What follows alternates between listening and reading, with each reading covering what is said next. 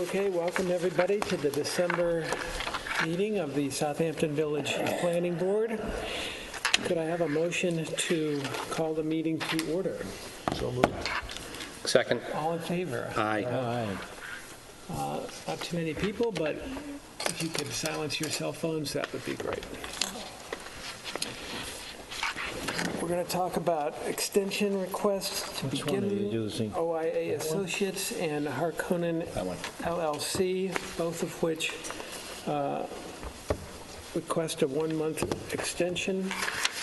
And Bo, you indicated that that's... Yeah, that's due to still working on the text of covenants and restrictions, but I'll have those available for the board at the work session on January, whatever it is, the combined work session meeting.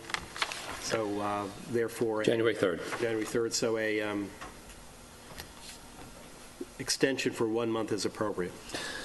Make a motion at the request of the applicant to extend, for all purposes, I think, the Yes. OIA Associates until the January 3rd meeting. Second. All in favor? Aye. Aye. Aye. And ditto for Harkonnen. Make a motion at the request of the applicant to extend, adjourn or extend for all purposes the Harkonnen and Atreides until the January 3rd meeting. Second. All in favor? Aye. Aye. With regard to the site plan under review by Cleary Consulting, Beechwood Latch at 101 and 109 Hill Street, applicant is still reviewing the changes made to their draft EIS made by Cleary Consulting and has not responded. Therefore, there's nothing to be done with this application at this time. Mr. Chairman, I would, your summation is correct. I would like to just enlighten the board as to my recent communications with the State Parks, Recreation and Historic Preservation Commission, and that is that there was a letter directed to the chairman of the planning board dated November 9th under the signature of Lori Krenkel in Albany. It was a little puzzling because that letter was not received by the planning board in the village files, and it referred in paragraph 2 to certain findings that had been made. So after several attempts to get in touch with Lori, I was able to speak with her when she called today, and it turns out that this letter should probably have been directed should have been directed to the applicant's consultant, not the planning board.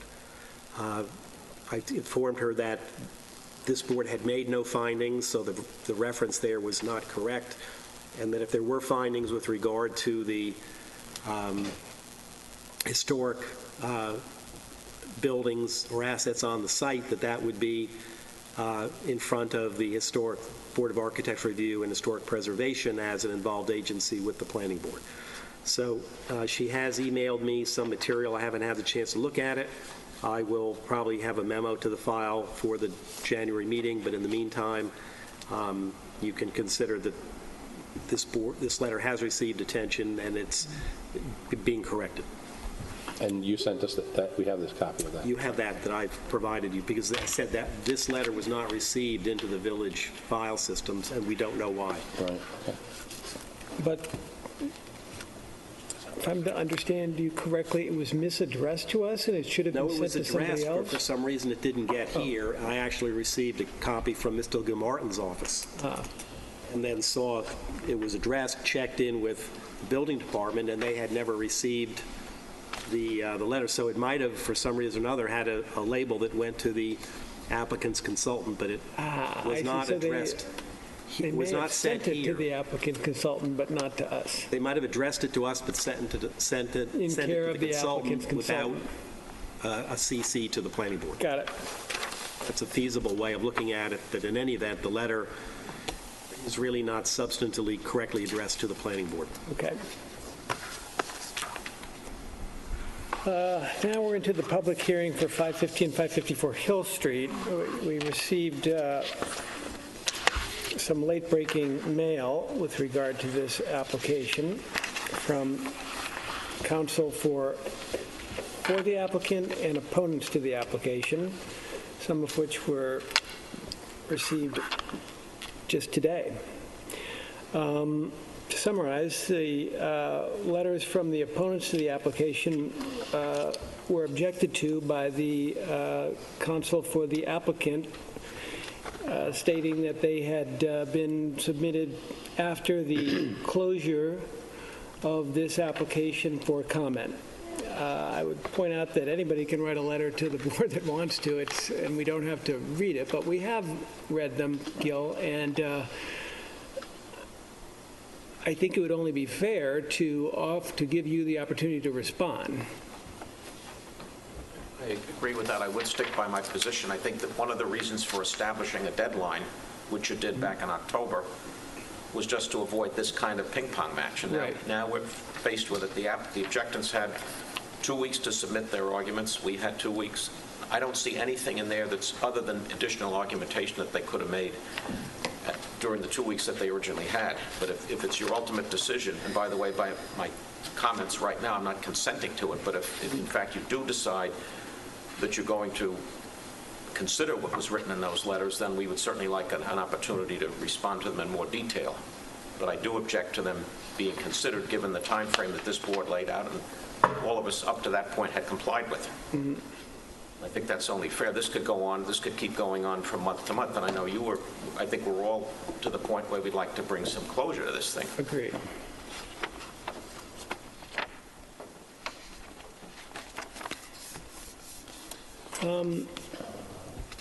I don't think any real new ground was raised in the opponents to the application's letters. I'm happy to not make them part of the record and say that they would be closed. But if you would prefer to respond to them in detail, I would actually give you that option. I don't care. As far as I'm concerned, if it would be stipulated that the board not consider them, then I would have no reason to They're just respond. points of law, basically. I think Mr. Bragman is pointing out things that Mr. Robinson said in the work session that he happens to disagree with, and he's entitled to his opinion, but I don't think it makes any influence on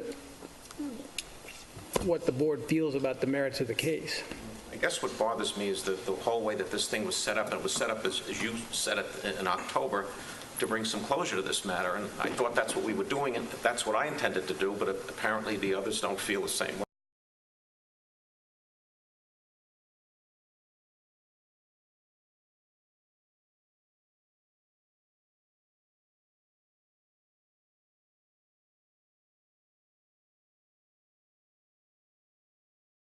I think that those two memos that were submitted, and by the way, one of them I found today only because I was in the building department. Mr. Bragman admitted that his office erroneously didn't send me a copy.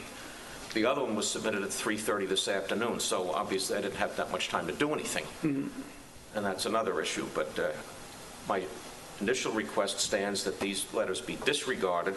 If you do decide to consider them, then I would certainly request, if not demand, the right to respond to them.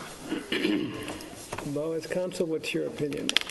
I think the board should, my position would be to suggest that the board, recommend the board defer the decision to consider them or not, but give Mr. Flanagan 2 weeks until the 19th of December to reply, and the board can make a decision on this later. And in the meantime, that offer would be contingent upon the statement that any further submissions after the 19th will not be considered, regardless of any content they may have, to put an end to it so that we can move forward with this. But I think that the board need not make a decision at this moment on that, and just defer it, and we'll decide later. That's okay with me. Okay. That's okay. Is it I'm not 19th? giving up any rights, but that's No. okay with me. 19th? Is- Hi, David Kirst from Matthews, Kirst & Cooley on behalf of PHB Realty. Respectfully, in regard to the timing of our response, the material that we addressed was raised by the board at the last work session. the memo was not available to us or even knew that it existed until the day after that work session. So to be held to respond to something that we weren't aware of and comments made last Monday, to say that we are precluded from commenting on that as suggested by the applicant's counsel, I think is just... Well, the opportunity, we did close the opportunity for public comment, and the work session, the board is entitled to discuss the merits of the case as we are considering how to proceed with it. And every time we discuss it, I don't think it's an opportunity for further weighing in by either side. The comments were closed. We did receive your comments, and I do feel we have to grant Mr. Flanagan the opportunity to respond. I don't disagree with allowing his opportunity to respond. However, that I just want to make our point clear that, you know, these comments were in response to specific items that we did not become aware of until last work session. So, thank you. I join in those comments. I don't have anything further to add. I should say Jeff Bragman for two of the objective neighbors. I missed deadlines. It's kind of hard for me to hear. But I'm thinking we are under some pressure to accept or do something that requires an immediate decision. No, we're only under our own self-imposed pressure. Because I feel that an immediate decision is not acceptable advice yet. The decision is to defer. It's difficult for me to hear all this conversation. I'll pick it up on the tape tomorrow. But specifically, there's no instant hurry, is there? Chairman, if I could say one more thing. I've been practicing before this board for nearly 40 years, and I can never remember another case where an applicant or an objectant intervened in a discussion between the board and its counsel. I think that's, as far as I'm concerned, that's unprecedented. And I don't know that you want to start setting a precedent like that at this point. Well, that was the point that I made, that in the work session, it was basically discussion between the board and council about proceedings, so it really was not an opportunity to weigh in on that discussion. That's my point. Thank you. You know, Jeff Bragman, I have to say, you know, it puts us in a difficult position. Commenting on legal advice that your attorney gives you is routine in front of boards when there's an issue outstanding. And when we're sitting here and, in our view, hear advice that is not accurately reciting what the procedures are under SECRA, there's nothing inappropriate about submitting a legal memo on a legal issue referring to the statutes and the procedures that are applicable. And so I respectfully, Gil is a friend, but I reject his characterization that that's an unprecedented act or somehow untoward. I think it's perfectly routine. It happens all the time in front of other boards. And I think you have to understand our position. We've been silent through 5 years of work sessions. We've remained silent while this case meandered through. And it's hard to say that an additional 2 weeks is going to make a huge difference in terms of how this case progresses. The only thing I forgot to mention is as soon as I received a copy of Gil's letter that indicated he didn't get my letter, I emailed him immediately after checking, and I apologized to him. I apologize again. It was inadvertent, and it occasionally happens. It was not done on purpose. I'm sure it was. I didn't mean to suggest it was. Really. I'm going to ask further conversations from the floor out here that you would use the microphone, please. We have a very good recording machine. Which would be Having been very at the helpful work session, to the court reporter. Mr. Bragman, I mean, the issue is, that as you heard at the work session, the board is struggling, I think, to some extent with the question of what we are actually deciding here. In other words, there appears to be a chicken and egg situation that the zoning board has got to get SECRA done before they can actually give us a definitive site plan. We sort of are wondering what we're approving if we don't have a definitive site plan to approve, because as Kathy said, it's based on assumptions about what's going to happen. And as was discussed at the work session, I asked Kathy if the lot lines could actually change following the SECRA approval, and she indicated they could. So that leaves the board in a position like, I know Mr. McFarland and I know Mr. Hamer and perhaps Mrs. Gomartin and Mr. Lemansky we don't really know what we're approving, and that's why there was a lot of questioning back and forth to Mr. Robinson about, can we address these issues when they come back to us?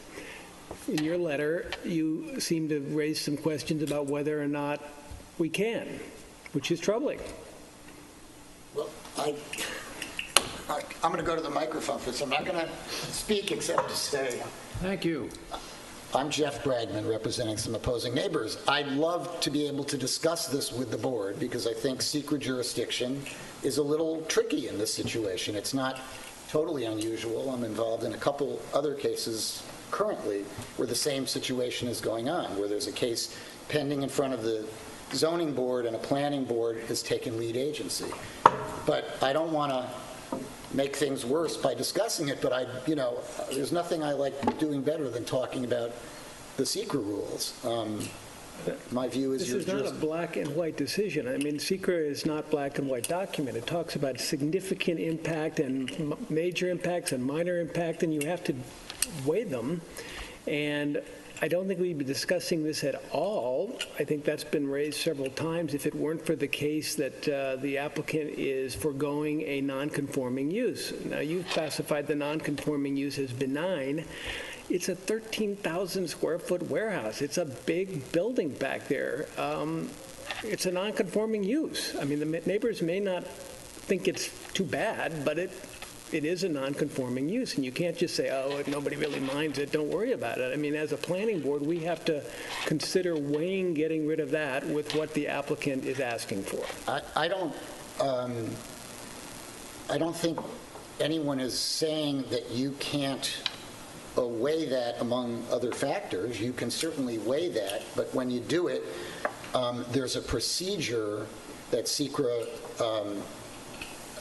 has structured in its regulations that I think gives you really good, clear guidance on how to decide if it's a potentially significant impact. And then, because there are categories that SECRA sets out that says if this exists, and one of those, then if you find this circumstance exists, these indicate that the impact that fits into this category is a significant impact. So we've advised the board that one of those impact areas that is an indicator of a significant impact is if there's a material conflict between what's proposed and duly adopted plans of the municipality. So we've taken the position that when somebody comes in and needs 20 variances or so, that's a material conflict between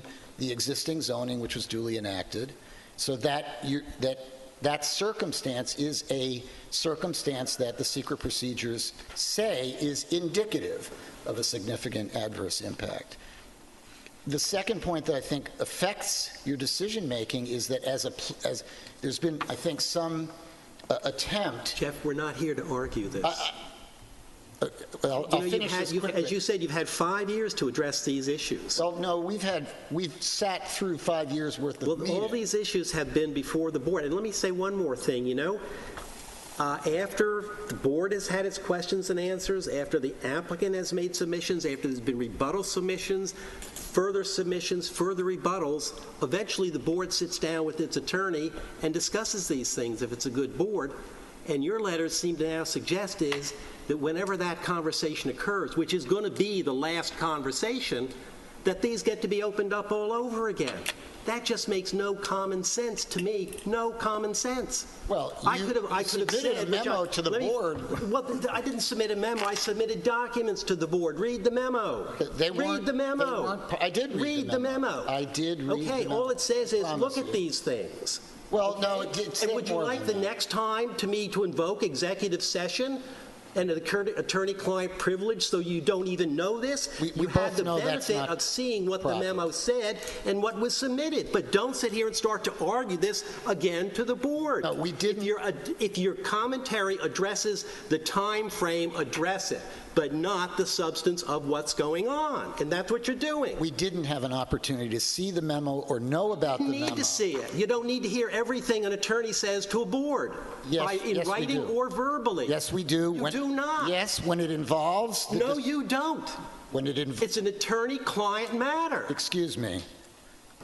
You are a board subject to the open meetings law of the state of New York. That's right. And when you are talking to this board and giving the board advice about deciding There are their case... exclusions to that rule. That is subject... There are exclusions to that rule, sir. That is... Are you done? Because I don't want to get into... Well, why continue to argue? You know there are exclusions. When your attorney is giving you advice on deciding a case to the board that has a quorum, that is subject to the open meetings rule, and it has to be on the record. You cannot go into executive session when you're deciding this case. If you're talking about litigation on the case, that's different, that's an exception. But when you're deciding, no, it has to be on the record. And therefore, we were surprised to see a brand-new memo on SECRA.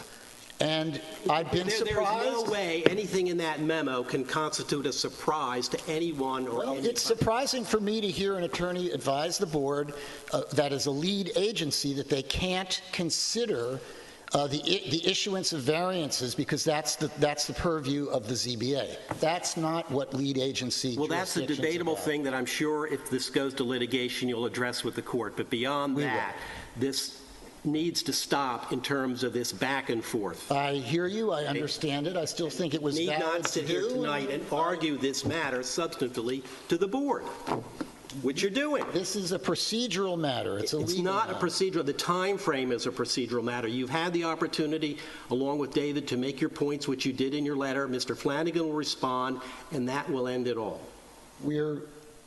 I understand your position. Our position is that your memo was a bit of a surprise. That's what prompted the communication. Thank you. We'll leave it there. Thank you.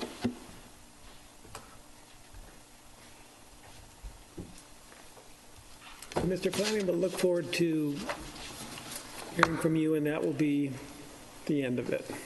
No more submissions will be accepted from anybody after we receive your response. Again, I'm reserving my rights to the position that things should have stopped before this point, and any submission I make will be reserving those rights, just so that everybody's clear on that. I'm sorry you even have to be here and go through this, and I'm sorry you had to take your time with it, but we'll respond accordingly. Thank you. Motion to adjourn. So moved. All in favor? Aye. Aye. There's a tennis court application pending decision for 784 Meadow Lane. And in the file is a decision approving the application as submitted. An affirmative vote on the motion will be to approve the tennis court. Did you get a copy of that? I didn't see a copy in my hand. I didn't get your copy. Oh, okay. If it's in there. That was the one Lisa from InterScience? Yeah, that one. I went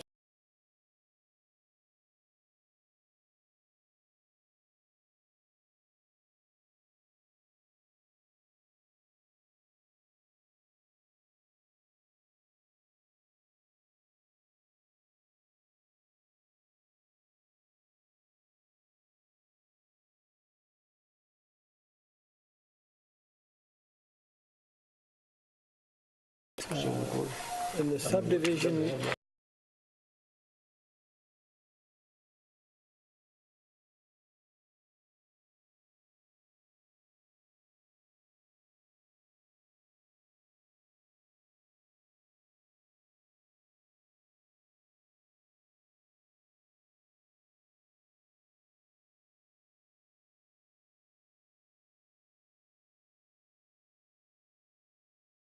to declare themselves lead agency. At this point, I would suggest that we have a public hearing, so that way if anything comes up, then we can address it at that point. We can make a motion to declare ourselves lead agency, Bob? Yes. So moved? Second. I will second, subject to getting something on which to be lead agency. What are we going to be lead agency on? This is an application for a two-lot subdivision. Do we have plans, or is it because? Yes. We have They're in the plans. files. Yeah, already. We do have plans on Yep. this one. Yep. Definitive plans, as they call them. Yes. Thank you. So, do you want to, That's fine. All in favor? Aye. and do you want to go forward with a public hearing on this? Will that give them sufficient time to notify it? It was kind of multiple, but put down McFarland, put down McFarland and a second from Gilmore. That's no problem. That's all right. Quite all right. Yeah, it would be fine to do. I think it's 10 All right, days so before. we will schedule the public hearing for January 3rd. So we make a motion to schedule a public hearing? Didn't we already? I don't think so. I think we just approved the lead agency. Make a motion to schedule a public hearing on the George Benedict 191 Bishop's Lane to the January 3rd public meeting. Second? Seconded. All in favor? Aye. And that's a Tuesday, right? That's a Tuesday. That's a Tuesday. That's the end of my list. All right, can we approve minutes? I'm missing Yes. something? We're going to approve, We got one left. I think this one. No. Motion to approve as many minutes as we can. Who, The 3rd, the 31st, and the 7th? Yep. Pam, you got on that? We approved the 3rd, the 31st, and the 7th? Yes. All right, well, I'll second that. a motion has been made to approve the minutes as written as October 3rd, October 31st, and November 7th. Do we have a second? Second. All in favor? Aye. Okay, the next meeting will be a combined work session and public meeting beginning at 5 p.m. on Tuesday, January 3rd. There will be no work session in December. That meeting will be held concurrently with the regular scheduled meeting on January 3rd. With that, I'd like to wish everybody a Merry Christmas and a Happy Holiday, Except. and have a motion to close the meeting. So moved. Second. Second. All in favor? Aye. Everybody-